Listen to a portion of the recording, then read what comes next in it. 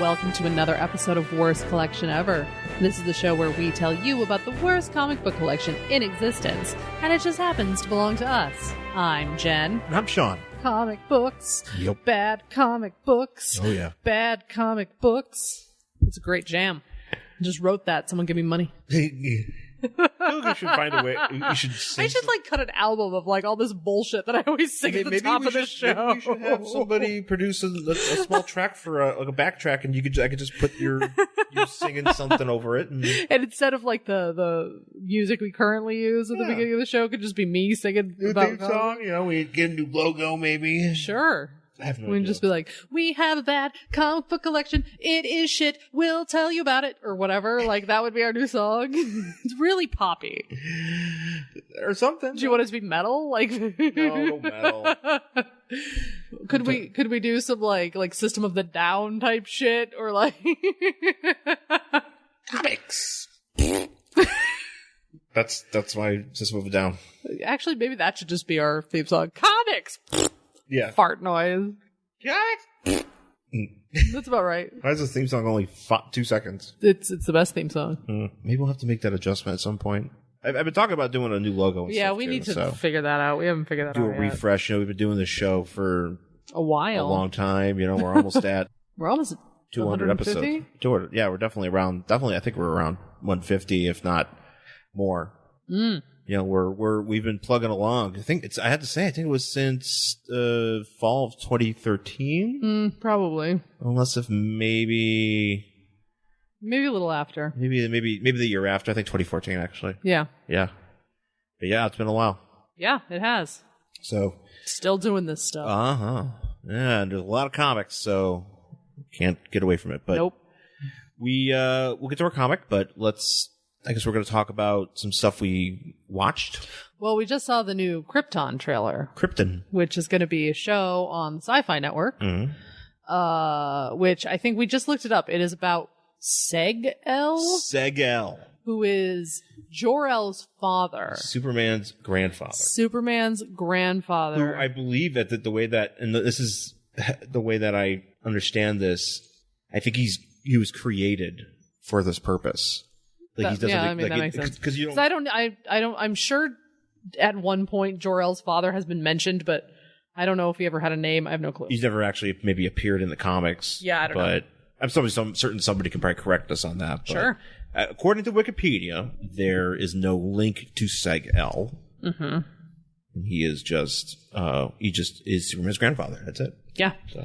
And this is supposed to take place 200 years before Superman's birth. And developed by David S. Goyer, which that makes me a little nervous. No. To be honest. Does he have a hand in Gotham too? I don't know, probably. I don't know. I don't know if anybody who actually does Gotham. No one does. Except for what? The one was that guy the Bruce or Bruno Heller? Yeah, what did he do? Oh, did he create it maybe? No, but he was involved in, was it Deadwood or something? Or I'm thinking, I don't know. Whatever show it was that he was a part of, what he used to run. I don't know. But yeah. Developed by David S. Goyer. Showrunner is the same guy who did Sleepy Hollow for the first season. Yeah. The first season of Sleepy Hollow was great. And then it just fucking became the Katrina show and nobody gave a fuck about it. And then it was done. It's not on anymore, is it? Oh, no. It got absolutely canceled because it was so good. That first season was awesome. I loved it. Yeah. It was great. You had Clancy Brown, even though he got killed in the first episode.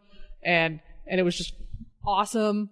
And then it became this weird, let's talk about Ichabod's dead wife. Mm. And it's just really the second season focused on her and pushed the main character to the side. Nobody cared anymore. And then the third season, Abby left the show, the woman Nicole Bahari or whatever her name is. She left the show because they were treating her like garbage. She left the show. The guy who played Ichabod stayed, but then he became an X-Files guy where he worked for the government and went to DC or something. Really? Yeah, I never watched. Wow. I never watched it past, or maybe that was season 4. I don't remember. Man, that show went off the rails. It did. It absolutely went off the rails. All I just remember was just a lot of him being like, "Oh, I'm new to this town, and oh my god, iPhones or time or whatever." Yeah, iPhones. he would like start complaining about modern technology, and that was always the best part of the show. Now he's fucking Mulder. Yeah, I don't remember. Actually, that might have been season 4 where he went like government-y. But I know I didn't watch it past like season 2. So that's kind of like how it went off the fucking rails. That's kind of like one of those shows where like it's like Gotham is still on. Yeah, we talk about that a lot. Talk about Gotham a lot, but it's really it's crazy that there are TV shows that are still on the air. Well, that happens all the time. Where I'll like see a billboard for something, and I'm like, that show's still a thing. Or you just hear about it, and it's been on for like 8 seasons, and I'm like, oh, all right. Like there's this one that show. Exists. There's this one sitcom on ABC. I think it's finished this year, but it's called The Middle. Oh, okay. And it has. I don't know anything about it. Yeah, except it doesn't really. It exists where people like it doesn't have like in my perception at least it doesn't have big actors in it. Yeah, it's just a sitcom about a family and about people and the family and they things that goes on in this family and it's been on for fucking ever. Yeah, it's kind of like the Goldbergs, but the Goldbergs it feel that there's more of like the comedy style that I like. Sure, fits into a lot of that. Yeah. But which I never watched it. I've never watched it either. There's so much, because we really are. We're cord cutters.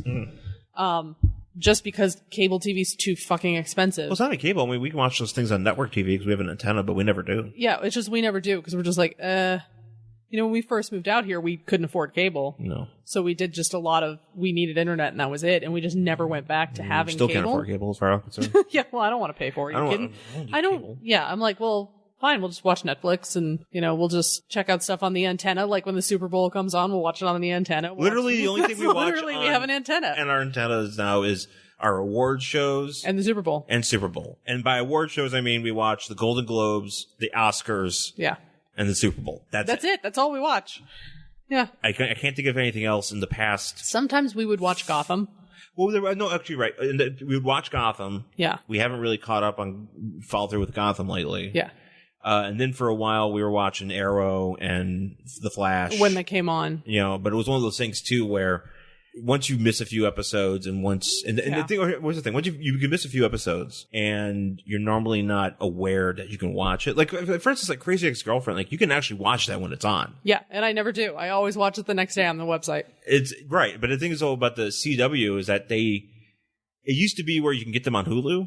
Yeah, and now you have to go to their app. Yeah, it's a pain in the ass. Which they don't have the app for like the PlayStation or something. Yeah, on the place that I actually watch TV. Right. So we have to watch it on the computer and we don't want to watch it on the computer. It's just this whole just fucking nonsense. So but getting back to this Krypton show. Yeah, which if this doesn't show up on like Hulu or Netflix, we'll never see it. No, it might because it's sci-fi and sci-fi is a part of like NBC. Sure, it might show up on and Hulu. Hulu I feel captures a lot of that stuff. Yeah. So it's very possible that we might be able to see that uploaded as it happens. Yeah, it might be. We might catch the episode like a week late or something. Well, that's fine. At least we could see. That's the same thing with Supergirl too. It's like I should watch. Well, Supergirl's on the CBS app. That's the whole reason we wait for it to come to Netflix. No, Supergirl's on CW now. Oh, that's right. They moved it. They moved it from CBS to CW, but it's same problem. We need the app, so we're going to wait till it goes on Or you have to wait till the season's over, because I just got the notification that Crazy Ex-Girlfriend season, the season before the one that just ended. Season 3. Is it season 3 or season 4 that just ended? Season 3 that just ended, but it just went up. See, that's the thing. So it's already up. Yeah, it's already up. And so if Supergirl's probably already backed up. You just have, that's one of those things where we are so behind on all this stuff. Because there's so much shit. That's the thing. There's just so much of it. Like, I want to watch Westworld. I've never watched Westworld. We have access to Westworld. We have access to it. I have never put it on. I should probably catch up on Game of Thrones. Haven't done it. You know what I mean? Like, there's... At this point, forget Game of Thrones. I mean, not... I might have to. I mean, kind of, sometimes I'm like, oh, I heard the last episode was so cool. Big fight. Want to see it, but... Whatever. Like, I'm so behind on so much of this. Like, apparently Legends of Tomorrow got great in the second season. I don't know. We just stopped watching like halfway through the first. I feel like I should. There's just so much of it I need to catch up on. Watching on Arrow and The Flash and Legends of Tomorrow and Supergirl. Yeah. And also, and this is something I remember for years. Oh, and Black Lightning. We haven't seen that yet. Yeah, Black Lightning and obviously Krypton. Gotham, and then of course Gotham is Gotham. And then of course there's also the Marvel stuff. So I haven't because I'll say this, Iron Fist really knocked me out. Yeah, Iron Fist was tough. I don't think we even made it through Iron Fist. We didn't finish Iron Fist because it just put me really in a bad, just really sour. I don't know why. It not soured me like it made me angry. I was like, I just don't want to do it. I think a lot of people, that happened with a lot of people. Because Iron Fist, to me, what happened with Iron Fist is just what happens with most Marvel TV shows on Netflix, just like times 12. Yeah. Because it was like, you know how a Marvel, like Daredevil season 2 could have been so much tighter. Yeah. If they cut out a couple of those middle episodes that I feel they don't need. Yeah. If they just, instead of making it 13, if they just went, we're just going to do 8. Yeah. And then it would have been really tight, just right to the point, really great. But it did like lag there in the middle, and I feel a lot of them do that because they're trying to stretch it. Yeah. Iron Fist, I feel, just lagged from the very beginning. It was a super commitment, and it's still a commitment, and I still feel like obligated to finish watching that so that I can get into the Defenders. Well, and not only that, but Jessica Jones is coming back too. Well, there's the new Punisher. Oh, that's right. We still haven't seen Punisher. I haven't watched the Punisher yet. And the thing is, I love, obviously from this show, people know I'm a big Defenders fan. Yeah. But it is not the Defenders that I care about. Yeah, this isn't your cast. It's just it's just literally being like, well, we did a bunch of stuff and now we're calling the Defenders. I'm like, look, there's no Doctor Strange. It's not Hulk and Silver Surfer and Namor fucking around, okay? Right. Or whatever. You want to get, getting deep with all these other weirdos. Yeah. There's none of that, and you're just, granted, I'm certain, I don't know, I have to get to it, and I feel like at some point I will.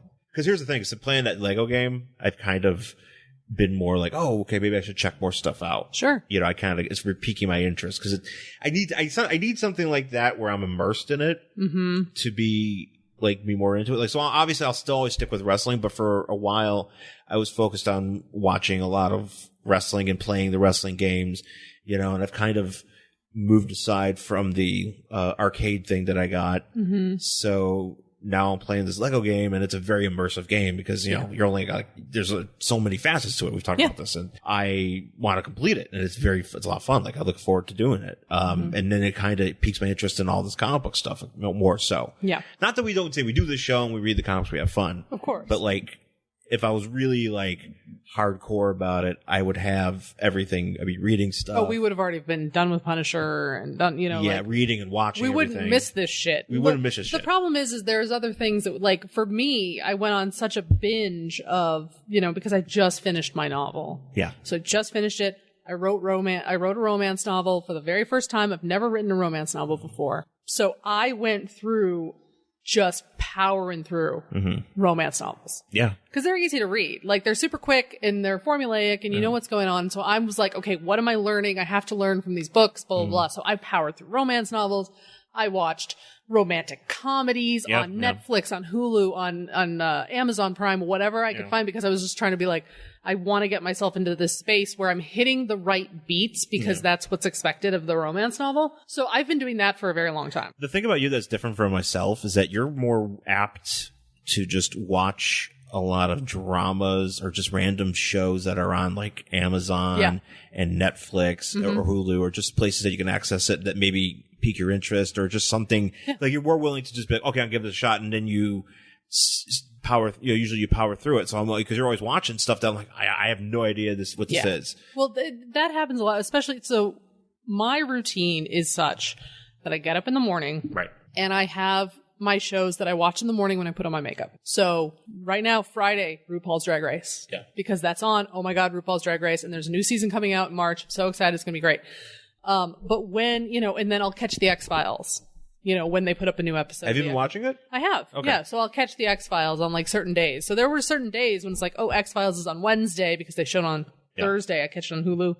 Then RuPaul's Drag Race on Friday morning. But what do I watch Monday, Tuesday, Thursday? And that's when I'll just go on Netflix and be like, oh, this is a dumb Western show that looks weird. I will binge this whole fucking thing while I'm putting my makeup on. I know, you've been crazy into Westerns lately. Well, I'm just kind of like, I'm going to check this out. So I checked out this really weird show called Strange Empire. Yeah. I don't know if I liked it, but I watched the whole thing because I got to have something to do when I'm putting my makeup on. I'm surprised So that that's what I ended up doing. And like I binge watched that Gillian Anderson show, The Fall, I think it was called. Okay. Where she plays like a British detective. She's great. Gillian Anderson's just great in general. So I watched that. Is it the only thing though where it's easier for you to do it on the computer? Because that's one thing I know. I always in the morning, yeah. Yeah. Absolutely. In the morning I will sit because I've got my computer, I've got my makeup, I'm just doing my shit. Put my makeup on, watch kind of like just watching something. I don't know why I have to do it that way, but that's how I get into shows. Like I binge watched all of Archer that way. Yeah. So I just finished the last season they just put up on Hulu. Yeah. I don't know how it is. I don't know why it is that I can't do that. Like if there's something about like I feel like I should because there's a lot of content that I could really dedicate to. Mm-hmm. Like for instance, granted, I do that with wrestling. Yeah. Like for some reason, the only thing I do that with is NXT. Yeah. I don't know why. I mean, NXT is great and I watch it, but I've been like super committed to watching weekly episodes of NXT at some point before catching up on them. Like, and I usually don't get more than like 2 episodes behind, if at all. And that's just how I just watch it. So I'm very familiar with like all these call ups and people like that where, and I don't watch Raw. Mm-hmm. I just read the results. I don't watch SmackDown because I just read the results. We don't have cable. So whatever. But it's weird that I figured I would, have access. At some point I would be like, okay, I'm going to watch all this Supergirl or I think a lot of times I want to watch stuff with you. Mm-hmm. And I feel like I can't watch something because I feel like maybe you and I should watch it. Because a lot of the stuff that you're watching, I don't. Well, I don't have any interest in it. Well, that's exactly the thing. Because I'm not going to watch Supergirl when I'm doing my makeup in the morning because I know you want to see it. You know what I mean? I would enjoy it, yeah. Yeah, so I'm going to wait. That's a show we're going to watch together. But when I'm going to sit there and watch, I know you don't care about RuPaul's Drag Race. I'm going to watch RuPaul's Drag Race. I'm going to binge watch Archer, though I really think you would like it. And I think I would like Archer, and I think from when we watch it, I enjoy it. Yeah, it's great. But it's really funny. But it's not something where it's like if it'd be one thing if we were just like, hey, let's just watch it together. Like we do that with Forensic Files. Oh yeah. Yeah. Where it's just on. It's just on. Like we just have it. And that's kind of how a lot of these shows are for me. They're just on in the background and I'm like, oh, it's a good show. But that's the thing. It's like I feel like because I love watching Forensic Files and I love making that commitment to watching Forensic Files. When we just are both just like, hey, what do you want to watch? Whatever, Forensic Files. Yeah, if we don't want to watch a movie or something like that. Yeah. I kind of only like watching movies on the weekends. Yeah. Doesn't it feel like it does? I did have a spell for a minute when I was watching, and I could still do this, where I was watching movies on Vudu at like in the evening, like at night, just random stuff, like just stuff that I'm like, okay, I haven't seen it yet. But now it's another thing too, where it's like I watched Fast 8 by myself. Then you had to watch it again. Then I had to watch it again with you. And it's like I kind of want to like, sometimes like I say, if I want to watch it or if I want to watch Alien Covenant. I don't think you care about Alien. No, I don't care about Alien and Covenant. But I would like to watch it. Yeah, it's a thing. But we don't. But again, too, we never. And that's the thing. Is like when we're just sitting around. I think it's kind of what it boils down to. When we're just sitting around, like, hey, what do you want to watch? We don't really, especially on a weeknight.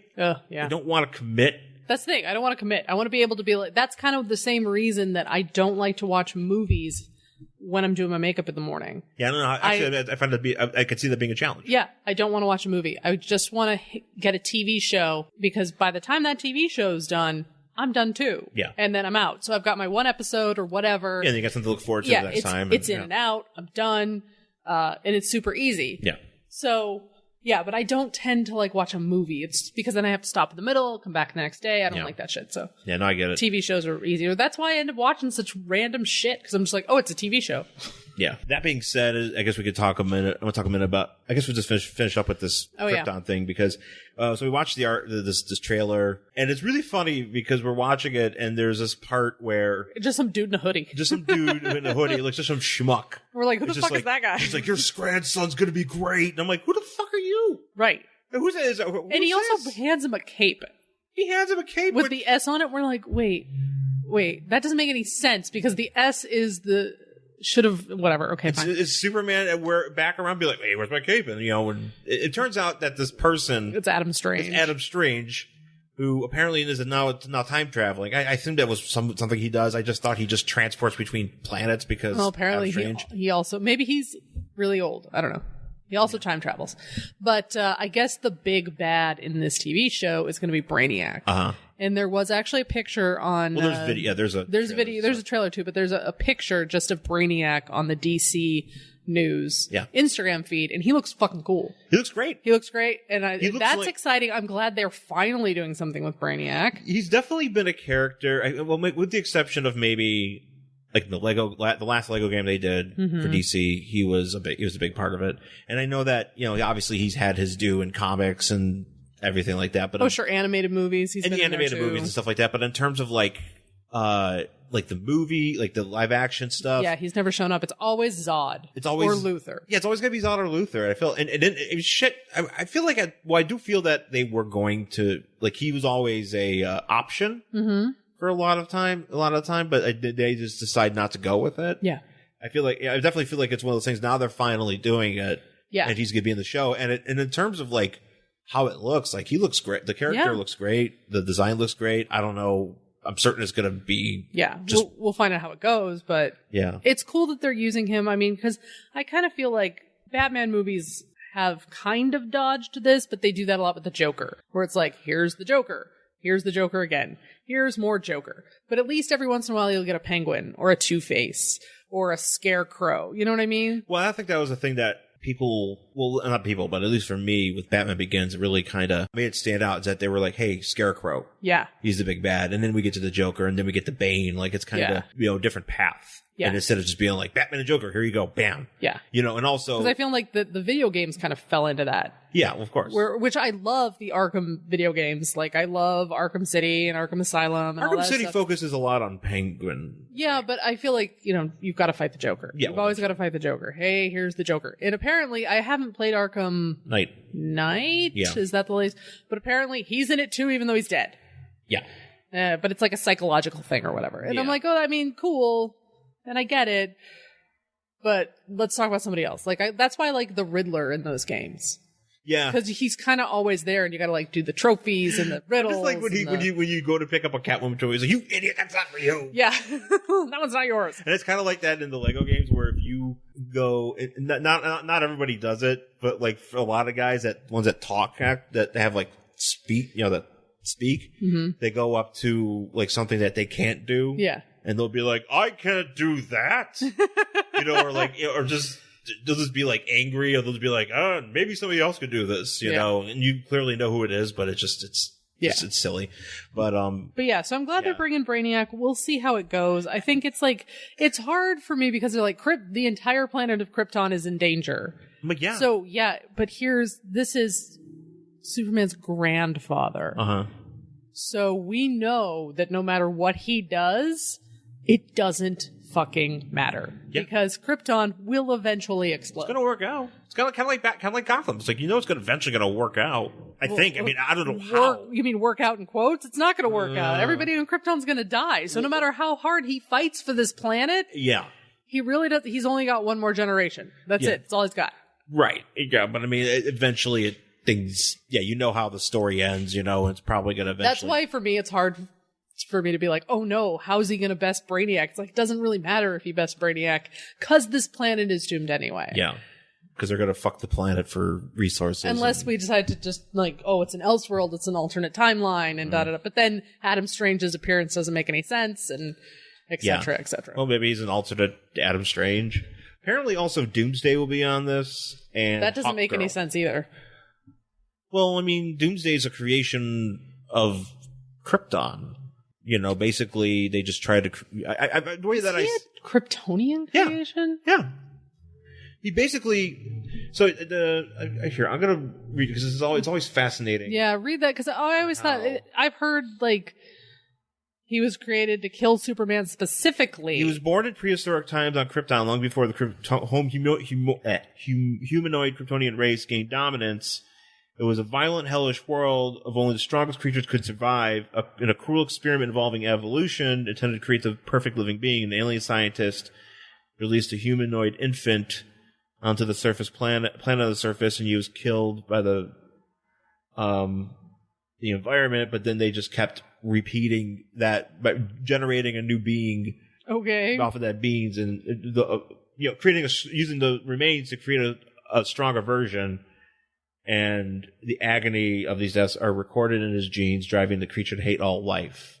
And so eventually it becomes Doomsday, and it can be Doomsday. And that's basically how that works. I always remember him being in like a lab. Well, that's essentially what it is. No, but like a human lab. And he was created, and he's like, don't you remember like Superman Doomsday, or even in the Justice League cartoon where it was like he's being held and they're just torturing him and showing him videos of Superman, so he constantly hates Superman. Well, right, yeah. I mean, that's the Cliff Notes version of it. You know, I think obviously in the actual DC canon, that's how it was. Meh. You know, in the comics, you know, he's just basically just a being bred to be angry all the time. Okay. I like the one better where it's humans have created him so they can destroy Superman because humans are garbage. Oh, yeah. No. And that to me makes more sense. Yeah. But, so that's, and so, I don't know, we'll watch it. If we can. What the hell's Hawkgirl doing in it? Right? I mean, that makes a little bit more sense to me. Well, if you got Adam Strange, you got Rand Thanagar. You maybe got something going on there. Sure. You know what? Make the Rand Thanagar Holy War, or the Rand Thanagar War. Fun. I actually have that trade. I can't remember if I finished it or not, but I like it. We read the Holy War on the show, and I liked it. I liked it a lot, actually. There's some stuff, and I feel like I want to kind of capture all that related stuff because it's a lot. It's interesting. Mm-hmm. You know, it's Jim Starlin kind of influence. He wrote it, but cool. Well, we talked about Krypton. And if you have thoughts about Krypton, you can share them on our Facebook page. Yeah. You want to watch Krypton? You want to watch Krypton? Maybe I wish the theme song would just be Krypton. Marlon Brando just be like Krypton. And it's just over some music. Marlon Brando phoning in a performance. Just like his face showing up. Krypton. Krypton. I was like, that's a weird title sequence. Yeah, this is very strange. Actually, why can't that be that'd be a great thing for like any TV show? Space Dad or Space Granddad? No, just for like any TV show. Like imagine if if that was how all TV, or not all, but just like a TV show started it. Like, oh shit, that's our new theme song. No, but if it's on TV. Oh, I just want it to be our new theme song. What, Krypton? Yeah, just put it to a beat. Krypton. No, if it was like, say for instance, it was like Cheers. It was just like the theme music, but you didn't have any words, and then it just had Ted Danson's face kind of like superimposed, comes up and he just goes, Cheers! Oh, I thought you were just gonna say like, it was just Cheers, the title sequence as is, and then it's like Cheers, filmed before a live studio audience, and then Marlon Brando's face pops up with Krypton, and then it just shows the bar. It's just Woody Harrelson just like, this ain't Krypton. Are we on space? Oh. I think we should definitely take Krypton, sample it, and put it to a beat, and that's our new... Oh man, could we become like a big SoundCloud producer? Yeah, pretty much. That's what I think. We can be like a dead mouse. Dead mouse. And we can be DJs. Crypt mouse. And really hip youngs can dance to our music. Hey. Did you just sigh when I said hip youngs? I just have to sigh when I think about being so old. Oh, I know we're too But old. we're not that old. Yeah, we are. We're ancient. No, we're not. Although this book will date us. Well, there's shit in this book that I remember. Oh yeah. Like there's some references they drop, and I'm like, I know all of those. Hell yeah. Oh yeah. There's some hardcore '90s references. They really are. We'll take a break. We'll come back and we'll talk about our book for this week. The Too Old, Too New podcast, a show dedicated to reviewing books from the bins and recent reads. I'm Bill. And I'm Seth. Be sure to listen to us on our Too Old, Too New comic book podcast, where we talk about 2 old comic books and 2 new comic books every episode. Comic book fans don't miss out. Too Old, Too New is available on iTunes, Podbean, Stitcher, and Google Play. Krypton. Krypton. Krypton. Krypton. I'm assuming that's what that noise is. Do you like my song? I did. That's our new theme song. We should get Michael Winslow from Police Academy to record. Yeah, what's he doing these days? I'm sure he could just come over to our apartment. I saw him do stand-up once. What do you think, like $25 or? Oh, what? What I paid? Yeah, how much would it cost to get us to do Michael Winslow to do our theme song? No, it probably cost us a bunch. You know? I know, I'm just being a pain in the ass. He probably like, yeah, you need to pay me my fee, because I don't know, actually, I don't know what he does. Yeah, what does Michael Winslow do these days? We'll find out. He was really good at making noises, though. Yeah. I saw him do stand-up once, and he was actually a very nice guy. I'm sure. Yeah. Got to meet him after Me and the Big Mosh. Did he just make a bunch of noises? Yeah, he just went, "Hey, Big Mosh." No, I mean like on stage. Yeah, he did a bunch of that. Yeah. He did a bunch of that. Yeah, he doesn't really have like a thing. He's like, Sounds like this. Yeah, he's like, "Hey, this is a thing that happens. Like, if you ever go to a hotel and you're, whatever. Yeah. That's how he does it. Yeah, there's also a guy who opened for him that had this one bit where he just talked about, like, he had a bunch of like huge euphemisms for sex or something for cunnilingus or something. Like, that was like his bit where he did the whole he did like a like 5 minutes worth of that or whatever. That was like the majority of his act. Uh-huh. And then he just printed them all on a shirt and you could buy the shirt. Okay. Yeah. All right. Yeah, that guy. I don't know if that guy went on to do anything, but his last name was Dave Ing. Okay. Ing. I-N-G. I-N-G. Yeah. But he wasn't. Yeah, it's a unique last name. Yeah. Shout out to Dave Ing. Dave Ing, if you want to redo our theme song, we could hook that up. Cunnilingus theme song. You want to do our Cunnilingus Krypton mashup or something? No. So sorry. No, I'm just thinking like eating pussy. Cryptid. we gotta get the Marlon Brando, and then we gotta get Dave Ing, to do everything. Dave Ing, do your thing. All right, So, what are we reading? Our book this week is Justice for Balance. That's the subtitle. Yeah, 4 spelled like the number 4. Yeah, because it's not Justice for Balance; it's Right. Justice for Balance. 4. Which I don't like that because it doesn't. I don't know what that means. It doesn't really mean anything, and also this is not a good cover. No, all the covers are kind of like this. And too. especially the way that this, like, Justice is written, like, all like, "Oh man, cool" font, but then For Balance is underneath it, and it's in this purple font, but it's kind of over the blue and red Justice, so it blends right in. And it's also not a good. It's not graphically. It is not a good thing. No, and it's not like highlighted, so you can't really tell. You can't really read it. It's hard to read.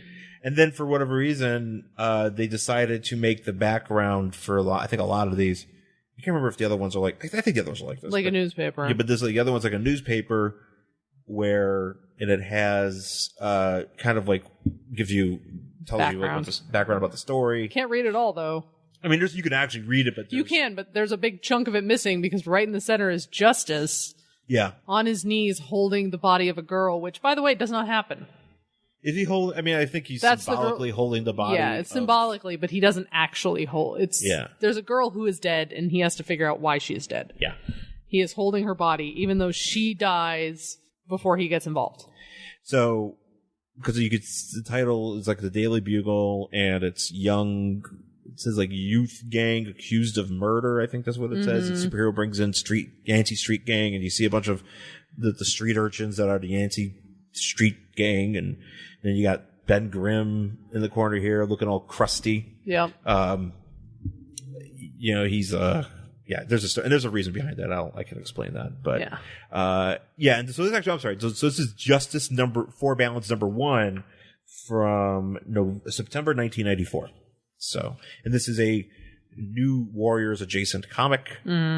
So get ready for excitement. Which it's weird too because we're doing another New Warriors book, adjacent book. I don't know why, but it's just kind of how it shakes down. Because New Warriors, I've always found them very boring, and especially when we've done that on the show. But this isn't bad, or is it?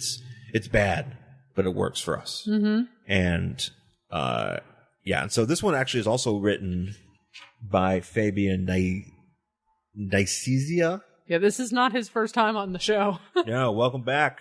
Yeah, we've done quite a few books that he has written. Yeah, and then the art is also, I want to point out here, the art is by a guy named Craig Brassfield. Okay. And I don't like this art. I think it's it's not the best. It's not the best. It's not, I mean, I don't hate it. There's some art, like, There's some books that I actually can't read because I don't like the art. This one is not one of them. I often, you know what's funny? I think about it. I love Keith Giffen books, but I hate his art. I don't like his art. So yeah, there's a Batman, and I can't remember what it's. Was it the Dick Sprang one? No, it was. I think it's the Arkham. Oh, is it Arkham the Asylum? Dave McKean? No, it was Neil. Did Neil Gaiman write it? Yeah, it was Dave McKean. I can't read it. Yeah. I cannot. I've heard it's such a great story. I'm sure it's awesome, but I can't. The art I can't. I mean, it looks. The minute I see it, I'm like, nope, thank you. Yeah. It doesn't work. I have that problem too. I think because Dave McKean also did the Black Orchid with Neil Gaiman, and that's it's a good story, but it's sure it's a great story, but it's hard to read. It's hard, at least in my opinion. Yeah, in your opinion too. It's just I can't do it. I know it's stylistic, and I get it, and I get the whole point behind it, but just for me to look at an entire book filled with that, I can't do it.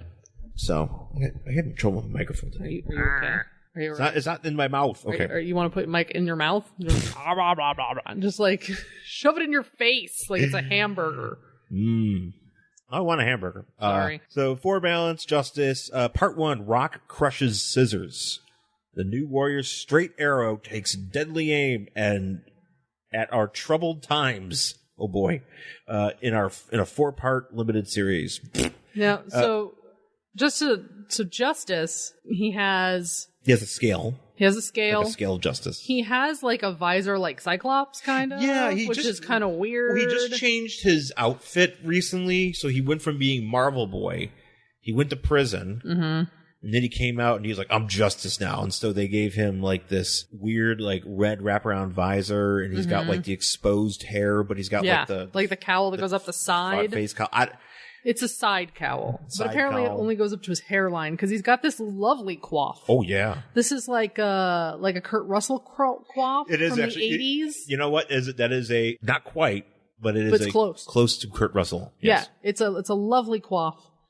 He's got like a blue suit with like a white stripe kind of thing down the front of it. He's got a cape. It's a very gaudy 90s outfit, but not and a red belt with pouches. Yeah. Oh, yeah, that's right. Don't forget the pouches. I almost forgot about the pouches. You can't forget about pouches? But then I just looked at it, I was like, oh yeah, what does he need pouches for? That's really good. What is he carrying? Maybe a breath mint. Do you think he's like, my breath stinks and I'm fighting crime? I'm assuming since he doesn't need a utility belt like a Batman, he's got like breath mints, maybe his keys. He's got to be able to put them somewhere. He doesn't want to lock himself out of the house. That's kind of like how Animal Man he justified wearing his he would have like his blue leather or whatever, his leather jacket, because he needed a place to keep his keys. I mean, that makes sense. That was explicitly why he wore that. Well, I mean, like, what else are you gonna do? You don't want to lock yourself out. No. And if it were today, you got to find a place to put your phone. Gotta keep your key card. Yeah, I mean, you got your shit, man. You gotta keep your wallet. What if you need to pick up a snack? Exactly. You gotta have a couple bucks on you. Yeah, it's true. But I mean, at the same time, it's like, his powers are mental based. Yeah. Like he's basically like Green Lantern with his mind. Right. I'm like, what do you need pouches for? What do you need pouches for? Do you need like a snack pack? Yeah. Dunkaroos. It's got some Toll House and cheese. Toll House cheese spread. He just takes a minute. He gets that little red stick. He's just exactly. Like those little craft packs where you used to have like the cheese and the club cracker. Oh, yeah. Man, did I love those as a kid. He's taking, I used to love those. Oh, I love those. In the 90s, that's what we had. Yeah, because, I mean, such a waste of packaging. Oh, yeah. A big glop of cheese and some crackers. But I want to tell you this. I would be excited as shit to get those. Oh, man. We loved those when we were kids. Like, my mom would buy them and we'd have them in our lunches. It was the best thing. And then when she'd buy them in the summer, we would it would be our snack. And then if we were playing Barbies, we'd break the cracker and put a little cheese, and then it was a sandwich for Barbie. So you'd like put it on a little plate. And then of course you ate cheese sandwich? Yeah, she'd eat a cheese sandwich. And you break it, and so you put it on the plate in front of her and Ken, and they'd be like, oh, what a good dinner. And then you just eat the whole thing. We used to do that all the time. That's creative. Yeah, just like when we used to have tea parties with water and use marshmallows as our sugar cubes. Oh boy. We were classy. Yeah. So he's holding a scale, and for some reason that's the guy. That's the baddie. The baddie at the end is a guy we'll find out his daughter's been blah killed. blah blah daughter. And then but he's weighing more than the other side of the scale, which has Firestar and Ben Grimm. And let us also, we'll get to this. Ben Grimm is wearing a mask. He's wearing a mask. He's wearing a metal helmet, and we'll talk about it. So we start off the girl that we just mentioned, who's this guy's daughter. I forgot her name. But we don't know that yet. Allison. So all we know is this is a runaway, and man, when you run away to the city, you get sucked into the drugs and the dregs, and people take advantage of you, and it sucks. So she's like running along a rooftop. There's somebody behind her. Her name's Allison. Yeah. And it's like, you have nowhere left to go. So she jumps off the roof to try to get to the other building. Barely makes it, but there's like a bunch of dudes on top of the other building. So she slips. Like it kind of crumbles because it's like a condemned building. Yeah. Yeah. And she falls and she dies. This makes me very nervous because I always have a worry of like if I'm being chased. Like, could I do that? No. Are you going to run up to the top of a building? Well, if I'm being chased, if it's something, I'm just saying, like if it ever happened where I had to be chased, say this is the apocalypse, the apocalypse times. Or I'm dying instantly. I know we're gone, we're dead. But I'm saying, if by some miracle we survive, if by some miracle like I'm still around, oh man, and I'm trying to run, I ain't making between buildings. I'm not even going to try. You can. I'm just hitting building and I'm falling and I'm a smear. Unfortunately, which is what this girl does. Yeah, pretty much. So she falls and there's like all these feet. I don't know where these people they came out of like a. Well, this is the Yancy Street Gang. They witnessed this. Yeah, so they come out of the sewer and out of doors and out of a box. They're like this is they're like fucking roaches. I don't know. It's okay. This is the 90s. In Manhattan. Was it that? Is this pre-Giuliani, though? This is what we have to figure out because... No, I think it was around Giuliani. Well, Giuliani, is this when he came in and started cleaning shit up? Because, back in the 80s, New York was a fucking mess. I don't know if you could hide... I mean, not a fucking mess, but there were parts of New York that were gross. Like, do you remember those pictures of the subway covered in graffiti and, like, all that sort of stuff? It was a dangerous place. To our New York listeners that grew up in the city... Please let us know if you could hide. Please let us know that if back in the early 90s, if you could hide in trash cans and sewers. Yeah. Like Oscar the fucking Grouch and shit. Well, I mean, that was also like back in the day, like Boston, like Government Center used to be a mess. They called it the fucking combat zone. Really? Like all down there, like where Emerson is now, that whole place was seedy as shit. It was a mess, but now it's like they cleaned it up and like, super nice and whatever. And that happened to New York too, because it wasn't Times Square just like seedy porno theaters. That's hard for me to picture because I've never had that. Me either, but that's from what I've heard and pictures I've seen. Like, I know it used to be seedy strip clubs and porno theaters and blah blah blah blah, and now it's like M&M stores and all that. TGI Fridays, shit. Yeah, just chain stores everywhere. Go to Olive Garden and get yourself a pizza bowl. Yeah, so I mean, maybe this is like right as it was changing. I don't know. So these Utes.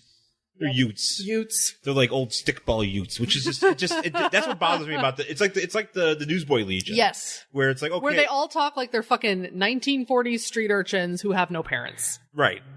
And look, I understand they're runaways, but I mean, I don't know. Yeah, I don't know. It's hard for me to understand. I don't know. I feel like there's a lot of that in this book where I feel like, and maybe I'm wrong, but I just feel like it's adults trying to guess at what runaway teenage slang would sound like. Yeah, they're like, oh, this is what a kid sounds like. I was like, hey, Jimmy, stickball. And there's a lot of like the way it's written phonetically. Yeah. And I'm like, I don't know if anybody talks that way. Yeah. So they figure out this girl. Yeah. They see this girl and they go, is this the young lady? And they're like, oh, yeah, she ain't going no spring dances no more. I'm like, what? Yeah, and I'm like, here's the thing. Would a kid say that? She ain't go to no spring social. Yeah, I don't think anybody would ever say that in the 90s. Yeah. So, yeah. I've never looked at a fallen person. I'll say this. I've never gone to a spring social. No. Yeah, shit. I've never gone to a spring. What am I even talking about? I'm like, wow, that wouldn't even come into my mind. She's not going to the dance anymore. They wanted to have a dance in... Like, they had a dance in, like, summer, or not summer, like a winter dance. Yeah. Like, it was, like senior year or something like that. And I was like, I want to fucking go. And I went to wrestling. Well, I went to ECW because I was like, because it was, all my friends were like, yo, dance, go to a dance, get a date. Because that's, I guess that's a thing. I mean, look, that's a thing you would do. I mean, it's one of those things where you watch it in movies and you see it and you go, sometimes I would be like, oh, I never had that kind of shit, but we did. I just didn't want to do it. Well, I feel like in my high school, we only had 2 dances. Yeah. homecoming, and prom. That's it. Yeah. That's it. That's no usually... spring socials, no Sadie Hawkins, no winter formals, none of that shit. Homecoming and prom. Well, and that's it. And we had that too, but then the one year we tried to have like a spring thing or a winter thing. No, we didn't do and then I was like, I want to go see ECW. Yeah, so we didn't do any of that. It was just like, you can go to homecoming and you can go to prom when you're a fucking senior. Yeah. That's it. That's the only thing. You guys, did you have a junior prom? There was a junior prom. I didn't go to it. Yeah, I did junior. Not a surprise. I had to do junior and it's one of those things where you don't really have options. And for me, at least in the high school, because everybody's doing it. So why would you not go? Yeah. You know? I didn't go to I went to homecoming one year. Yeah. No, that's not true. I went to homecoming twice. Yeah. My freshman year, I went to homecoming, and I went my senior year, and I did not go to, and then I went to prom, and that's it. Yeah. I didn't go to anything else. Yeah. Yeah. Yeah. That's it. That's... And I had to beg my boyfriend at the time to take me to prom. Yeah. He didn't want to. And I was like, it's my fucking senior prom, you're taking me. Yeah, at least go to this. Yeah, come on. It's my fucking senior prom. Yeah. Take me to prom. He didn't want to go. And then my friend threatened him, and then he took me to prom. Nice. Nice. Yeah, it was nice. So we jump to the New Warriors, and they're in their Bat cave. They live in an abandoned warehouse. Yeah, it's basically down by the Brooklyn Bridge. Basically, which now you would probably have to pay about $3,000 a month just to live in like a storage closet. Yeah, yeah. But here's the thing: this is Night Thrasher's building. Night Thrasher is basically Bruce Wayne. Yeah, in this situation here. So I believe we've read about him before. Yeah, so basically anything that any resources they have are basically because of him, and he basically is like, you know what, I'm gonna get this office, this warehouse here in Brooklyn before it gets turned into a organic coffee beanery. Yeah, pretty much. Or whatever. Slash butchery / candle making joint. Organic candles. Yeah. So he's there, and we're watching the New Warriors, and this is narrated by Vance or Justice, and they're he's practicing with Firestar and Night Thrasher. Yeah. And so he's doing his thing, and he's doing. I didn't realize this about him, but basically he's 20. Well, he's a young dude, super young dude, and so is Firestar for the record. Well, they're fucking. Well, yeah, they're fucking. Yeah, we talked about this before on the show when they. She is. She's well, we'll talk about it, but so they're doing this, but that's the thing about Vance Astro is that I didn't realize this about him, but he's like a lot like a Green Lantern, and it never really occurred to me that Marvel had so many of those kind of guys. They have a lot of those guys, like because Quasar's like that. Yeah, a lot of dudes who can manipulate energy into constructs. Yeah, and that's exactly what he does. But he does it with like this mind energy, and he's a mutant, so that's what he does. Yeah, and they're fighting against each other, and just practicing, and at one point he throws Night Thrasher up in the air, and Firestar goes to grab him, and she's just like, you left yourself open to attack. And she's like, oh no, Vance would never attack me, and he puts his fist right in her face. Yeah, and he's like, oh, I would kill you. Here's the thing, he just says so. Oh, I got you. He goes, a telekinetic punch just sent shards of your broken nose through your cerebellum. I'm afraid you're dead. Yeah, which he's like, he must have just watched Last Boy Scout. Pretty much. You ever see that movie? No. That's where I think a lot of people got introduced to pushing your nose into your brain. Gross. Because that's how Bruce Willis does it at that point. And then she's like, oh, I don't feel dead, smooch. And then they start making out. And he's like... this is where Night Thrasher, he's like, if you don't mind... Yeah, Night Thrasher's like, he goes, fuck you guys, dude. If you two don't mind, this is where I get off. No pun intended. I'm like... Yeah, jokes. Yeah. And then somebody's here to see them. Yeah. Cord tells them that. So they're like, okay, bye. And then. Well, this is where she's like, I'm hitting the showers. Well, yeah, that's the thing. Cause like, there's a lot of like narration boxing on, Justice's part. And he's like, we've been attached to each other like Velcro. Yeah. And I'm like, what a sound that must make. Pull you two apart. Don't rip us apart. We're just making noises. Yeah, gross. So she's like, and later we're gonna rent a video. So they're gonna basically Netflix and chill before there was Netflix. Yeah. They're gonna Netflix and chill. We're gonna Blockbuster and chill. we're gonna or if you're Buffalo Video Factory. We're gonna, how would you call it? Rent a movie and recline? I don't know. It's Blockbuster and relax. Yeah, something like that. Let's Blockbuster and unwind. Yeah. Yeah, something like that. So that's what they're going to do. They're going to make some popcorn. Well, she says, because she lives with her dad. Right. And her dad's sick or something. He has to go to the hospital. So she's going to like take him for some tests or something. Maybe popcorn in a video, and then when dad goes to sleep, I'll show you a real workout. It's like, whoa. Ew. Yeah. Whoa. She says like, we're gonna fuck. We're gonna fuck. And it is going to be a hard fuck. Oh yeah. It is going to be a sweaty, hard, just maybe knocking things over fuck. Yeah. He's like, okay. Yeah. So right after we finish watching Encino Man. I'm trying to think of a movie that they can rent. Yeah. Definitely Encino Man. They're definitely renting Encino Man, and they're fucking. Sure, why not? I don't know when Encino Man came out. 92. Okay. So, but they're catching up to it because it's already been on video. Sure. I mean, it used to take a long time for things to come to video. Or maybe was it 93? So maybe what came out? They could be renting some Ghostbusters. Jurassic Park. Oh well, they could be renting Ghostbusters, like an old one, because shit used to take forever to come to video. Yeah. Now it's just like instant. Now it's just like Justice League came out, and like 3 days later you get the DVD. Ghostbusters 2 and screw. That's what we're doing. So he goes upstairs. Well, like Ghostbusters, he's just like, whatevs. He's like, you guys suck. Because he's been having some lady troubles. Yeah. So he goes upstairs where he finds this lady and a priest. And she's like, hey, I work for some organization that helps find missing children. This girl is dead. And here's the newspaper with a picture of that girl who fell off the roof. But her dad's super, like, important and shit. So we want to find out what happened. Because we think a street gang killed her. Yeah. Right? So we're in Manhattan. Your dad is Bruce Wayne. Basically. We're in Manhattan. I do like this little street that we're on because Justice just sort of like floats on down to this like random street in New York. Yeah. Where there's a reader or advisor, so a psychic. Uh-huh. And on the window you can see that it says $2 palm, $5 face. Ooh, a face reading? Like, what is that? How do you do a face reading? You should have stopped in to get a face reading. I want to see what a face reading is. What if you just was like, you know what? This investigation. Wait, I'm getting my face read. I've never seen that before. I got to get a face reading. To our psychic friends out there. There are so many. No, why? Hey, I know a few psychics. You know a few. Oh, well, you do know a few psychics. I got to hold on some psychics. I know no psychics. I am friends with some psychics. I should ask them if they do face readings. Ask them what a face reading is. I've always wanted to have a psychic. Like, they're all over LA. They've got palm readings and tarot card readings. If I really want to arrange this. You could just literally, I could set up a shingle outside and just be like, I'm a fucking tarot card reader. Go on the boardwalk. And people will pay money to get their tarot read. They're all over LA. They're just like in random people's houses. Yeah. There's one that I used to pass by. Was it in the valley that was like glowing purple? It's like bright purple, and it's like on Magnolia. Well, maybe that, but there's another one that I used to pass by over in Hollywood. It was just like, is it yellow?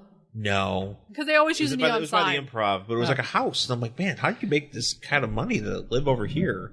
Well, they could have lived there for a long time. That's true. Because it might be some old lady. That's true. Who's been doing this since the 80s. Oh, man. Hollywood psychic. They're all over the place. Because there is one, I feel like, in Hollywood, or not Hollywood, but in the Valley that we used to drive by all the time. And it's like this white storefront. Maybe that's what I'm thinking of. It's got a white storefront. That sort of became a comic book store, didn't it? I thought it was still still there. Remember that comic book store down there? Oh, maybe it's gone. Because it used to be a white storefront. It used to have white, because you could see the white chairs, like wing-back chairs, like big-ass white chairs in the window, and then a huge purple neon sign that was like tarot. Okay. So there was that one, but there was another one we used to drive by, and I feel like it's down here somewhere. I don't remember exactly where, and it was yellow. Okay. It was like psychic. But they're all over the place out here. I'm trying to think, because I know a few, and because I used to produce a show for Susan Pinsky, who is Dr. Drew's wife, and she's into psychics, and she would bring psychics in. The one psychic, cool chick, Colby, psychic rebel Colby. She used to be a female wrestler. Oh wow! Yeah, she used to be a female wrestler in an iteration of a women's promotion in the early '90s. Oh, interesting. Yes. Yeah. I don't know if she does face readings, but you gotta figure out what a face reading is. I know. They look and they're like, "Oh, your nose tells me." Well, because they probably do like the creases in your face. I don't know. Because I know they do the creases in your palm. And I know I could look this up on YouTube, but I don't want to. Yeah, no. I don't even know if it's... I just like the idea somebody of tell me. face reading. Yeah. So he goes into an arcade because that's where the kids are hanging out in 93. Oh, yeah. And he's like, hey, where the fuck is the Yancy Street Gang? And by the way, these kids do not look like kids. These look like grown men. Like, look like grown scummy men. Yeah, like these aren't kids. These are like, 40-year-old dudes just like hanging around. Yeah. And of course, there's this one kid, and this is where you get like the weird spelling of like this guy talking. Yeah, here let's reread it. Like, even if we knew where Day was, we'd tell some daddy killing geek in white ballerina capes and a white ballerina tights and a fucking cape. Yeah. And then so Justice pulls the kid's pants down with his mind, and he's wearing Mickey Mouse boxers. That's the worst indignation you can ever have happen to you. If somebody pulled your pants down in front of an arcade, and everybody's like, ha ha. Yeah, and he's like, oh man, I'll show everybody how small you really are underneath those boxers if you don't tell me. Yeah, don't. Yeah, this is and I'm like, dude, what are you doing? Like, this is weird. Don't use your powers for that. Yeah, don't show this. Keep that dude's dick in his pants. You better. And he's like, go to this soda shop. He pulls out the pants and then he threatens to show all of his friends his dick if he doesn't. I'm like, dude, that's not right. Like, and he's like, oh, just go to the soda shop, Kirby's soda shop. Yeah. And I'm like, are there still soda shops in 93? Soda shops. Are there soda shops? I mean, they're probably something else at this point. They're probably coffee shops at this point, but they call it soda shops. Why would you call it a soda shop? I don't know. There's no such thing. This isn't 1952. That's what I don't understand. This is where I get to the point where I'm like, you're an adult writing. You figure, okay, here's what I figured. It's like he would go somewhere in like, where else would he go? I would just tell him to go to another arcade. Yeah. Because it just tells him to go to another arcade. Or a mall. They're at the mall. Well, it's 1992. We're in Yancy Street, so there's like limited real estate. There's no Yancy Street Mall. That's true. Maybe they're in Jersey. It's downtown. It's in New York. I know, but maybe they went to Jersey to go to the mall. Oh, yeah. They went to Short Hills, guys. They went out to Staten Island. I'm assuming there's a mall. They went to check Nordstrom Rack. But I mean, like the movie theater. Oh yeah, movie theater. They could have been in a movie theater. Check out the I don't know where kids could play. Where did kids hang out in 93? Central Park. We hung out on the mall. Yeah. That's what I mean. Central Park, maybe. No, they can't afford to go up there.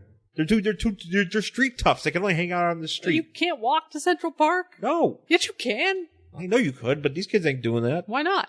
Well, look at them. They're playing baseball in a garbage dump. I mean, do you think they're like, let's go to the park. Let's go walk up. They got nothing else to do. I don't know. I've walked all the way up to Central Park before from fucking Lower East Side. Well, I know it's possible. It is definitely possible. I've done it. But in 93, and if you're part of the Yancy Street Gang... It's a haul, though. In fairness, it's not like walking across Boston, which you can do in like 2 hours. Like, if you're going to walk through New York, it's going to take you some time. Uh-huh. Yeah, you got to dedicate to that. So as this is all happening, there's some kid here with a gigantic 90s ponytail that apparently his name is Rhythm Ruiz. Yeah, they have he's names. Like, what does he call him? He calls him like the... Rhythm Ruiz. No. He calls him the Mad Drummer. Yeah.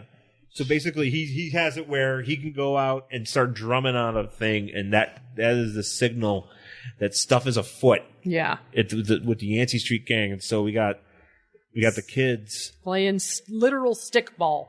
Yeah, kids playing literal stickball. This kid literally has a stick, and they're just like playing baseball in a garbage dump. And you got this girl. This is a girl, by the way. Oh, okay, girl. This girl here, Two-Fisted Tommy. Okay. And they have to do it all the time where they're like, hey, I'm Two-Fisted Tommy. You can't mess with me, guys. Yeah. Yeah, and whatever. then you get this... and there's like a dude at... You get this black dude with like a Dwayne Wayne haircut. I felt like he was like a tech guy. He's a tech guy. Well, yeah, because he's stealing a plug. Yeah, he's stealing some stuff so he can do some tech shit, but we never see him again, so it doesn't matter. Or we do see him a little bit. Yeah, and his name is Dictionary Dawson. Sure, whatever. Some of these names, I'm just... Again. So he goes to Kirby's, goes outside the Kirby's, and apparently you can also get sandwiches there. So maybe it's a sandwich stop. Okay. He says that Homer the King Club. Sure. Jack the King Kirby. Uh-huh. Established 1961. Uh-huh. Overtaken by Stanley. You get the why don't you get the Stanley nachos? I'll just take all this over here for safekeeping. The Stanley cameo in Black Panther, guys. Why don't you get the Dicko dump cake? There's a line that he says, basically, he's like, I'll just keep all this over here. Yeah. I see you're not using this, I'll keep it over here for safekeeping. And like Sean turns to me and he's like, yeah, that's exactly what he did. Yeah. I was like Jack Kirby. Or whatever. I mean. Yeah, something like that. But it was like, yeah, that's exactly what he's done. It's kind he's of just like, I'll just take all your ideas over this one. I think of all the Stanley's cameos, it is the most self-aware. I don't think he understood what they were saying. That he didn't. Yeah, he didn't get it. He didn't get it, but whoever wrote it got it. Yeah. Somebody knew. Somebody got it. And Stanley was like, I'll read that. Stanley's like, how much are you paying me? I'll read whatever you want. Oh, he doesn't care. Yeah, as long as they could trot him out there for a minute, he does it. You think they do like a Hannibal Lecter with him? They just like prop him up on like a fucking dolly and I really want to hope so. him. Well, we did see him being transported. Well, I did see him walking through a convention, and he was quite spry for a man his age. But this was like 2 years ago, so. You think they finally committed him to a box, like a special case, actually be great. Actually, I would really love it if he came in like an Adam Warlock cocoon type device, and they just showed up as like Stanley. Hey, how's it going? They really just should like wheel him around at this point. They should. Don't make a 90-year-old man 93 or however 93. He is. He's gonna live forever. He's going to live forever. He's going to be... I mean, he has looked 93 since he was like 30s. Yeah, he's always looked 93, but I think there's something going on in science that has created him to live as long as he has and look like he has for as long as he has. He's looked this way for a while. He has a couple more wrinkles here and there, but he's looked old for a very long time. Yeah. So anyways, he's... Justice is outside. He gets ambushed by some guys in this gang, and he's just like, hey, they dump garbage on his head. They literally dump garbage on him. Because they're kids. Because they're kids. Which is actually funny. It's funny, but also, I mean, I've never seen that in a fight. Like an actual fight. Like I never in real life has that ever happened where somebody's like, oh, we're gonna take this guy out. Let's dump some garbage like it's fucking Home Alone. I've never seen anybody dump garbage on another human being, but I'm certain it's happened. So that kind of pisses Justice off. Then he grabs everybody with his little constructs, and he's like, "You're going to tell me what you know," and they're like, "We're not going to show everybody your dick." Yeah, he's like, "We're not going to tell you anything." He's like, "Nope, you're going to tell me everything." But then the Thing in his weird mask shows up. Yeah, also wearing pants and a trench coat. Yeah, he's actually he's very, very dressed. So why is the Thing wearing a mask? He's wearing a mask because basically there was some incident with the Human Torch that he caused a bunch of big kerfluffle at some point, and a team involving Doctor Strange and Spider-Man and Wolverine, I think the Punisher, they were collected by Doctor Strange, I guess. I don't know exactly what happened, but they went after Human Torch, and obviously the Fantastic Four had something to say about it, and there was a fight, and Wolverine tried to take out Invisible Woman, and Ben Grimm was like, no. And so Wolverine slashed him in the face. So he wears a mask? He disfigured him in a way, basically. How could the Thing be disfigured? He is a giant rock monster. Well, apparently this is the thing, and what people forget, and it actually kind of makes sense, is that the rock hide on the Thing, that's his skin. Yeah, I know. Like, that's his actual skin. Yeah. So if something is happening to his skin, which I'm surprised it's never happened before, where somebody, like a villain has used like adamantium or vibranium to try to harm him, because you could drop stuff on the Thing, but he's super strong and super resilient. But in this case, Wolverine, he's got the adamantium claws. Sure. He slashes at Ben Grimm. So he just has like claw marks on his face. He has claw marks on his face. You can see some pink meat underneath. He's got pretty bad scarring. Because it's like right underneath his eye and stuff. And he apparently felt very self-conscious about it. So he's wearing this mask that could be best described as, I guess, I would say it's like, he looks like the Question. But wearing a silver mask. But, a very big question. or he looks like the Persuader. Okay. From the Legion. Sure. Legion villains. So yeah, he looks like that, and he's, here, and he's, him, and he's got this relationship with Vance, which we've read before on the show, where, he and the future Vance creeped on young Vance. That's right. I remember this. So he's here, and he's like, hey, I grew up on this street. I want you to leave these stupid kids alone. Yeah. And he's like, Ben, whatever. He's like, I'm a different, because they're like, you went to jail. He's like, no, I'm different now. He's like, well, give these kids the chance to be different too, or whatever. Yeah. He's like, let me take them in. Yeah. For questioning. He's like, fine. Well, people actually think that these kids killed this girl. Right. And I don't really, granted, we're not seeing this investigation, but it Right. just feels like a lot of, I feel like, hearsay. Yeah, I feel like it's hearsay, and I think if the police pulled up and saw that there was like crumbling stuff, because like the whole side where she was holding on crumbled and she fell. Well, they found her. Yeah, so wouldn't it be just like, well, it kind of looks like either she fell off the roof, maybe this was an accident. I don't understand why we're going right to let's blame these kids. Literally, the bugle he's holding up, like, it just says this gang killed these kids. So yeah, because literally he comes. So Justice goes after this girl's father. Yeah, because the kids were like, why don't you ask her dad why she ran away? Yeah, he's like, oh, why don't you go talk? She's a rich girl. Yeah, go ask this kid. This is like a Law and Order episode. Yeah, it is. This is like SVU. It really is. It literally is. And so he goes in and he just barges his way into this appointment, to this office. This father, for some reason, the first picture we see of him, he's very disco. He's standing behind like a light, a window in front of a window. He looks like Dazzler. Yeah. Yeah. He's standing in front of a window, but the wind, the light refracting through it looks like Dazzler's behind him. Yeah, it does. Like it's weird. It's not just like a beam of light. Like it's like circles and like different colors. It's a very weird way to introduce a character. It's a strange drawing. It really is weird. For just a light coming through a window, it's a weird drawing. So he's a self-made millionaire. Anderson Golfing. Sure, whatever. Golfing. And he's like, I'm here to... And he looks like a bunny here. He does have a nose. He's weird. Yeah, just like that, the bugle just says, gang murders girl. And of course, by the end of this episode, they're exonerated. And it's like, maybe you should just print stuff like that. Yeah, hey, how about we don't print that? Yeah.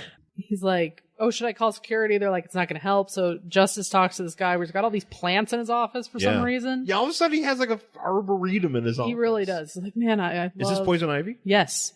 And I don't exactly remember what happened. Or maybe he's growing a lot of weed. Yeah, he's growing I would love he's just like, hang on, let me turn my weed. Yeah. I don't exactly remember what they talk about here. Well, basically he's like, look, I need to find out what happened with your daughter. And he's like, you never reported her missing. And he's like, well... and she's been missing for like 3 weeks or something. Yeah, she was missing for a while. And he's like, why didn't you bring the police in? He's like, well, I didn't want to deal with those matters because she's a troublesome girl and blah, blah, blah. And also, you killed your father, Vance. So, fuck you. And that's the thing a lot of people do in this book, by the way. Mention the fact that he murdered his own father. Because his father... So the background about that, and I think... I think we talked about it, but I don't... We probably maybe did when it came up initially in the New Warriors, basically. And it always confuses me because I feel like he's over 18 or... He's 20. He's 20, and I think Firestar's around that age. So they're all really young. Mm-hmm. But I think at some point, his father... He was the one in the wrestling ring. Yeah. In that episode, in that comic book, because his father was like beating the shit out of him or something. Right. Oh, that's right. We talked about that one. We have talked about this before. We've had a lot of Vance Astro. We really have. Yeah, because then there's that weird one where it's like old Vance and young Vance. There's that one. But there was the one where it was like the Thing was a wrestler and Vance Astro was there because his dad was like a weird abusive guy. Yeah. Yeah, so his father, so eventually, his father... Vance lashed out at his father. Because wasn't he beating his mom too? I don't know if he was beating his mom, but I guess he was beating him. Yeah, so it was just kind of one of those, like, he struck back and ended up killing his dad. Using his powers, and it was negligent homicide, so he went to jail. Sure. And so and then he got out, and it was this big trial. Apparently it was this big trial, and it was all over the news, and people just recognize him, like, they go, hey, you killed your dad. Like, that's how they... Hey, dude, you killed your dad. That's literally how it feels like anytime somebody sees him. It's like... Do you think people do that to OJ? Do you think they walk up and go, hey, OJ, you killed your wife? Hey, wife killer. What's up, OJ? He's like, oh, OJ, Juice. Killed one. Juice. Hurts. Think you're good. Murdered wife. Rock all that. I mean, I don't know. Yeah, he's out now. Maybe he's getting a lot of those. Yeah. Maybe it's like a Lego game where like people walk by Casey Anthony and they're like, "You killed your daughter." Yeah, they're doing. That's what everybody's doing here, though, in this book. Hey, pretty much. Is they walk in, just like, "Hey, dad killer. What up, dad killer?" Hey, don't kill my dad. Don't patronize me. You know. Quick, take this selfie with me. Pretend to kill me. Hey, you keep pretending. Hey, you want to take this picture of my dad? Pretend to kill him and be like, "Yo, my dad. You might kill my dad. No." And I'm just giving you a thumbs up in the background. I mean, that's basically what this book is. I know this is dark, but Jesus Christ, this is what they do. That's what they're doing to this guy. Literally every minute, it's like, by the way, he killed his dad. I mean, and it's funny, too. I was reading in the Marvel Wiki about Vance Astro and Astrovic. Yes. He's had a very developed life. They point that out, that he's basically like grown up in the book, and he's now like this very developed life, and in terms of the comics, which is kind of like rare when you think about it. Yeah, you don't see that very often, but or maybe you do. But yeah, so anyways, this guy's tending to his pot, and Vance Astro's like, "Hey, how come you didn't figure out what's going on with your daughter?" And he's like, "Fuck her, I don't care." He's like, "I don't care about my daughter." He's like, "You sent anyone to retrieve her?" And he's like, "Look, my wife passed away. I've had my problems with my daughter. She did drugs. I didn't want to mess around because I'm rich. I don't want people checking it out." And he's like, "Well, maybe your daughter's death will require some digging." Here's this weird part where there's a full-size shovel. Well, he's got all these plants. Yeah, but you would have like a small garden shovel. You wouldn't have a full-size shovel for plants in pots. I don't know, maybe No, you wouldn't. Okay. You would have like if you need a shovel, you have a small one, like a hand shovel. You're not gonna have a big full-size shovel, which he like throws at Vance Astro's like, "We'll dig away." Yeah, no, literally. You would not have a full-size shovel to tend to potted plants. This dude's been waiting for this moment to be like, yeah, he's been I holding hope somebody asks me to dig something, so I'm going to throw a shovel at them. He's like, "I'm holding this fucking shovel, man, so I can tell him to dig away, throw a shovel at him. It's going to be the best moment." Fucking nailed it. And this guy was really excited to throw the shovel. He really was. He was very excited. Yeah. Vance Astro, of course, catches it with his powers. He's like, so basically, he's like, "Yeah, look, why don't you go dig it because, you killed your dad, so fuck you." Yeah, fuck you. So, by the way, real quick. There's a great advertisement in here. This is the 90s. So there's the Bic pens. They're called the Bic Wavelengths. I don't know if anybody else remembers this, but they were like wrapped in designs, and some of them were kind of like Native American inspired designs, or like there were a couple different ones. There were like stripes and all sorts of stuff. I had these pens. The 90st of pens. They were the 90st of pens, and I loved them. I did want to point out here, speaking of references. This is the so part. he's yelling. So he's Vance Astro. He's like, "Hey, I'm here to check on your daughter," and he's like, "Oh, I know who you are." And he's like, "How do you know?" He's like, "Well, doesn't everybody know? Your story gave that Bobbitt clipping, the Menendez boys, and Tanya Harding a run for their money." Which I'm like, do they all happen around the same time? Well, okay, so Tanya Harding, 94. We're here. This is 94, right? Oh yeah, 94. So 94. That happened in 94. I think that's true. That's fine. Bobbitt. Wasn't that the late 80s? No, Bobbitt was the 90s. Was it the early? It was the early. No, it was around this time. But the Menendez thing is what screws me up, because did they have the trial then, or did they know that the murders? I feel like those murders happened in the mid 80s. Well, they must have, because it says, I just Wikipedia'd it. Joseph Menendez was born in 68, and the other one was born in 70. And they went on a criminal trial in 1994 for the 1989 murder of their parents. Okay, so so this guy literally, Fabian Nicieza, I can never say his name. Yeah. Just grabbed a bunch of these references and was like, yeah. Well, I mean, they were all over the fucking place. I'm surprised he didn't throw in OJ. Yeah, was OJ yet? OJ was 90s. Was it after this, though? No, because because I was in high school. Yeah, 94, 95.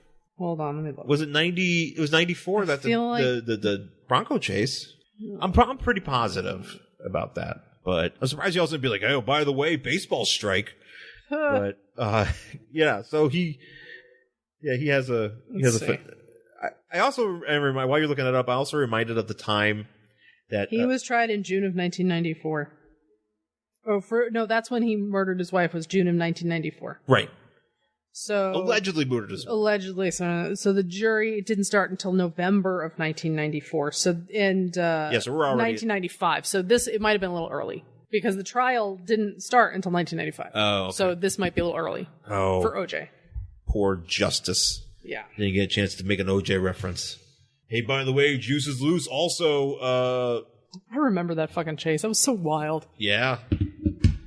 Also, I was babysitting when that happened. also, he just turns and he's like, by the way, Kurt Cobain killed himself. You know that? All right. Dig. Also, Soundgarden. Here's a band. Also, I just also reminded of the time that John Wayne Bobbitt actually appeared on an episode of Monday Night Raw. Is this after he was in porn? Oh, way after it was important. Okay. Way after that. It was his night. Well, I mean, if you're talking like What's he doing these days? Oh, I don't know. Just having a reattached dick. Just looking at his penis and being like... Having a reattached dick. Yeah.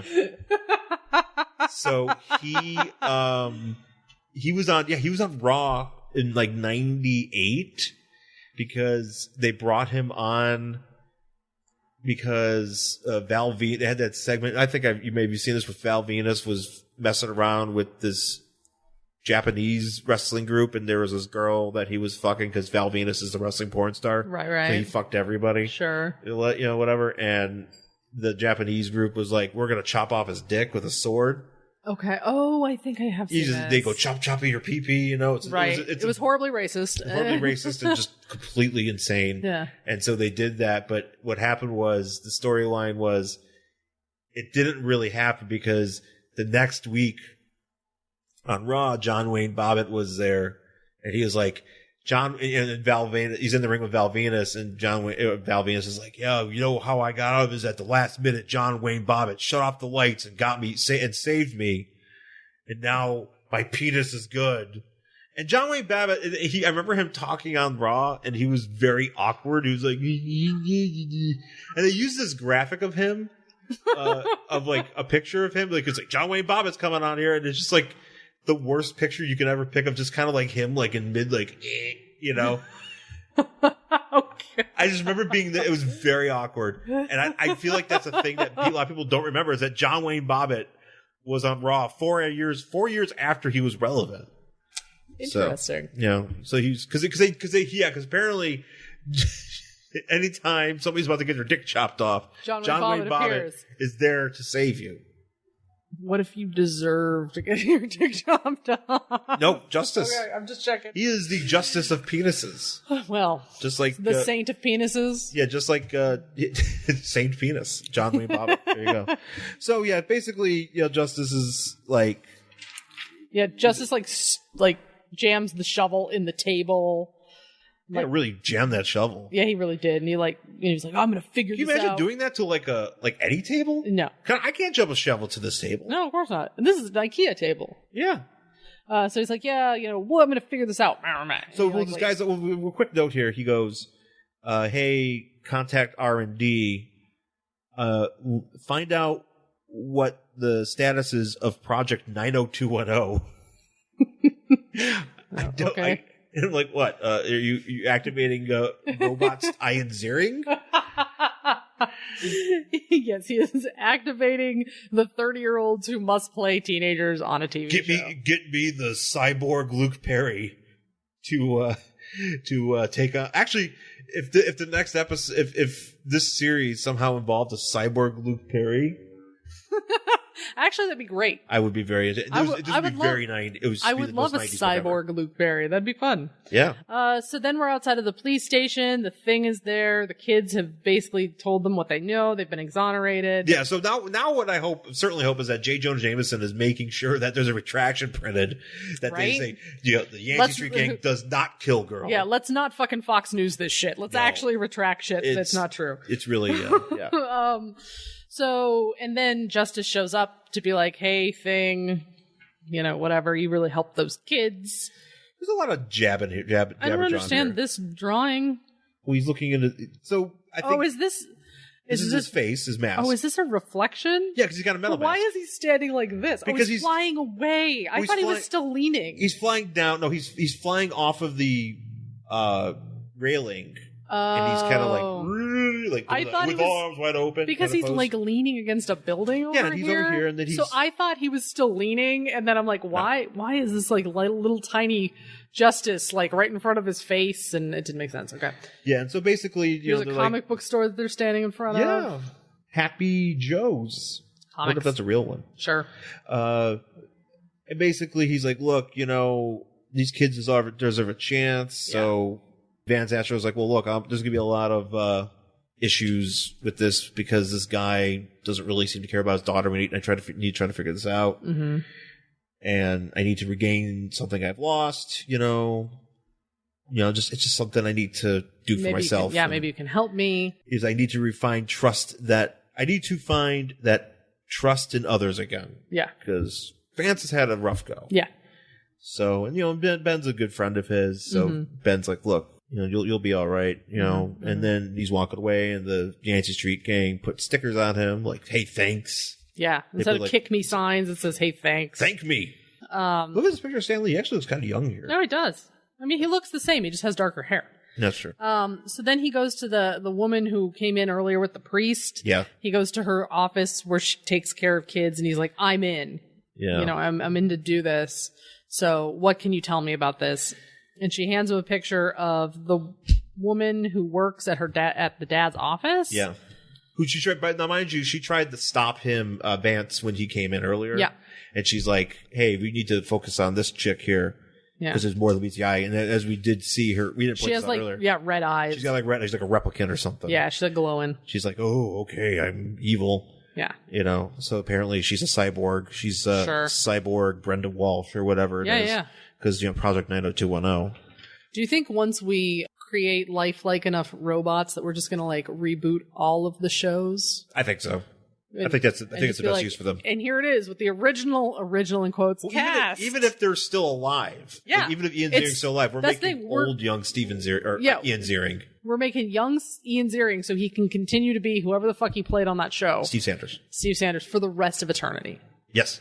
And then you just turn them off when you're done with them, so you don't have to worry about them like getting drunk or causing backstage drama like fucking Shannon Doherty or any of that stuff. Yeah, everything's cool. Yeah. They never get old. You just put them in a closet. You take them out until Skynet activates, and then they kill us all. Right. And then we're all killed by Ian Ziering. Yes.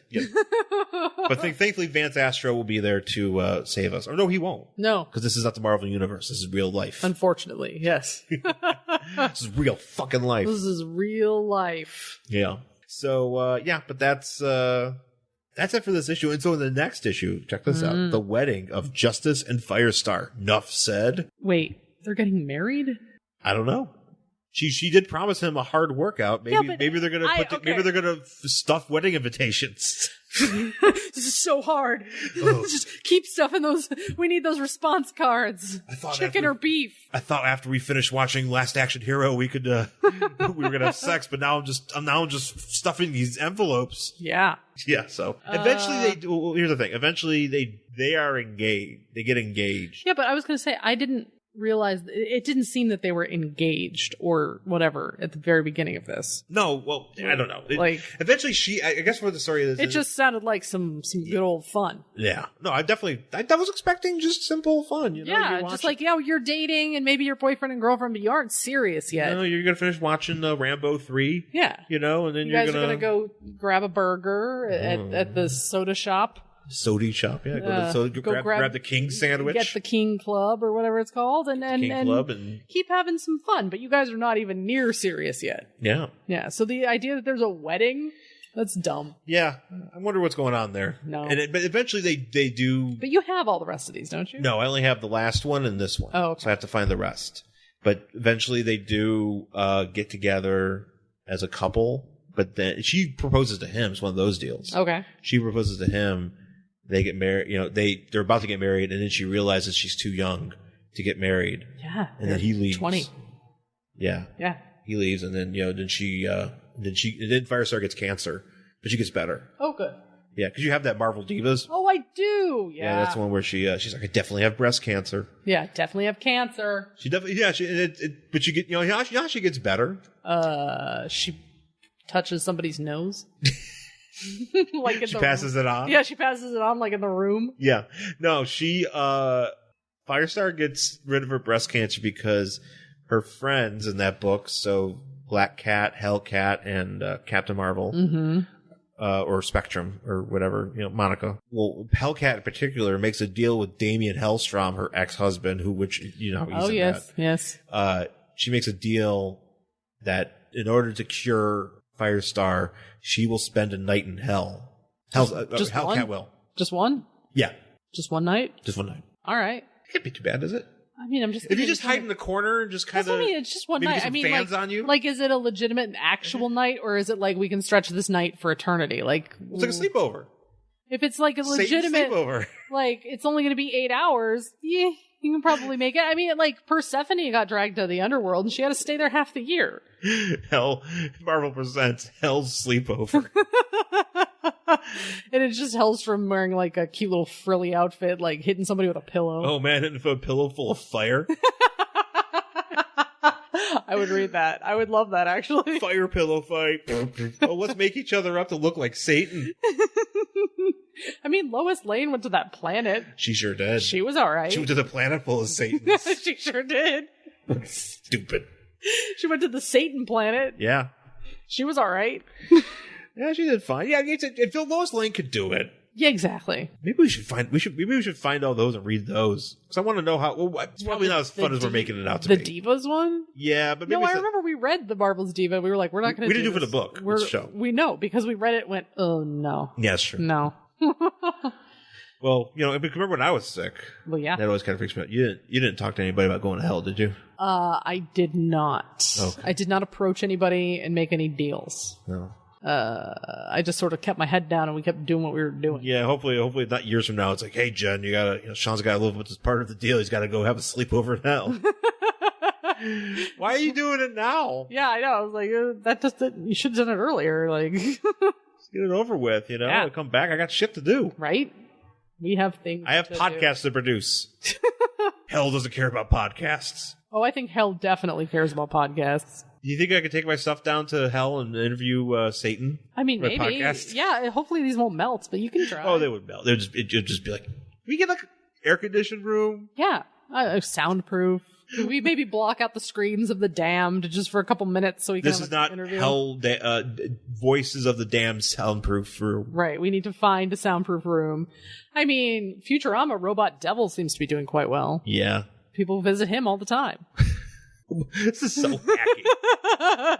It's ridiculous. I love it. So anyways, they're getting married next issue. Sure, Would you read the next issue? Whatever. No. No? I don't know. Justice, I don't know if I like him very much. He's kind of just here. It's true.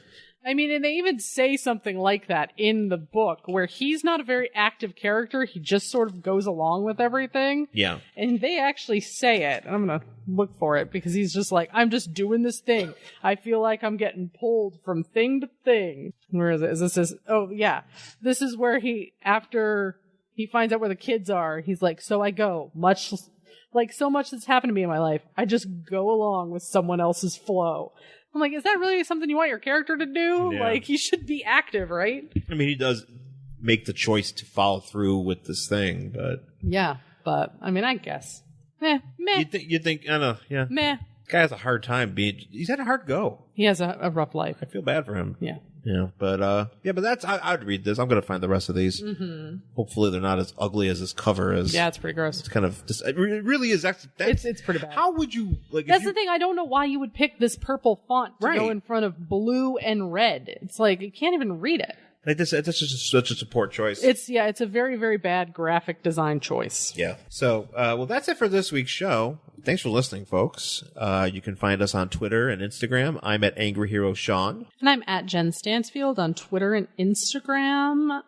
You can find us on Facebook at Worst Collection Ever, and you can email us at worstcollectionever@gmail.com. And please go to Apple Podcasts or wherever you get the show. Please rate us 5 stars or give us the best rating you can possible. That's how people discover the show. We would love to hear some reviews, and we can maybe at some point we'll get enough correspondence. We can put some stuff together and talk about it. That'd be great. Yeah.